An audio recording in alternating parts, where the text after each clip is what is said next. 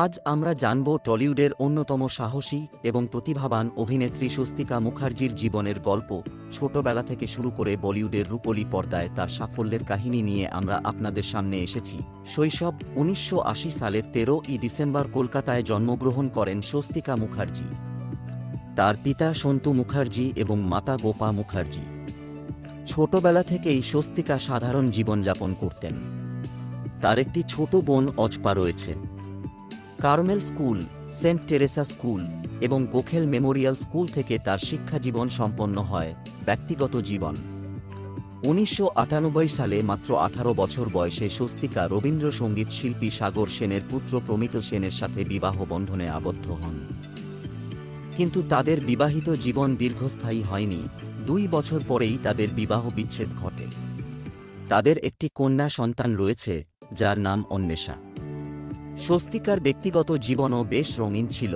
বিভিন্ন সময়ে তার নাম জড়িয়েছিল জিৎ এবং পরমব্রত চট্টোপাধ্যায়ের সাথে অভিনয় জীবন। ২০০১ সালে স্বস্তিকা তনুশ্রী শঙ্করের কাছে নৃত্যের তালিম নিয়েছিলেন। কলেজ জীবন থেকেই তিনি অভিনয়ের ডাক পেয়েছিলেন। সে সময় তিনি দেবদাসী নামে একটি ধারাবাহিকে অভিনয়ের সুযোগ পান এবং সেখান থেকেই তিনি জনসমক্ষে সাড়া ফেলেন। ২০০৩ সালে উর্মি চক্রবর্তীর পরিচালনায় হেমন্তের পাখি সিনেমার মাধ্যমে রূপলী পর্দায় আত্মপ্রকাশ করেন। এরপর তিনি মাস্তান সিনেমায় প্রধান নায়িকার চরিত্রে অভিনয়ের সুযোগ পান। অভিনীত চলচ্চিত্রসমূহ স্বস্তিকার উল্লেখযোগ্য চলচ্চিত্রগুলি হল হেমন্তের পাখি, মস্তান, ক্রিমিনাল, মন্ত্র, ক্রান্তি, হ্যালো কলকাতা, আবার ব্যোমকেশ, ভূতের ভবিষ্যৎ, আমি আর আমার গার্লফ্রেন্ডস, মিশের রহস্য, জাতিস্বর, এবার সবর, ডিটেকটিভ ব্যোমকেশ বক্সি, কিরিটি রায়, শাহজাহান রিজেন্সি ইত্যাদি।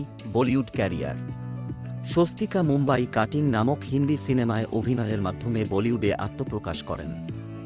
তার সাম্প্রতিক কিছু সিনেমা যেমন দিল বেচারা, কালা ইত্যাদিতে তার অভিনয় বলিউডে তাকে বিশেষ পরিচিতি এনে দিয়েছে।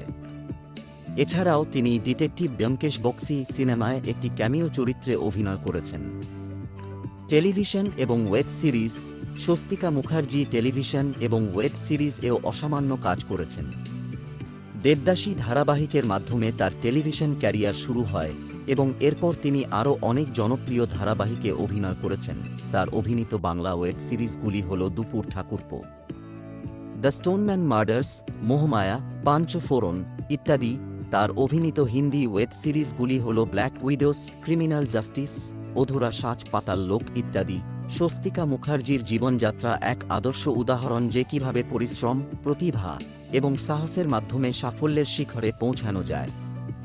তার গল্প আমাদের সকলকে অনুপ্রাণিত করে এবং আমরা তার ভবিষ্যতের সকল সাফল্য কামনা করি। যদি আপনাদের এই ভিডিওটি ভালো লেগে থাকে তবে লাইক, শেয়ার এবং সাবস্ক্রাইব করতে ভুলবেন না। কমেন্টে জানাতে পারেন কাদের জীবনী আমরা পরবর্তী ভিডিওতে কভার করতে পারি। ধন্যবাদ।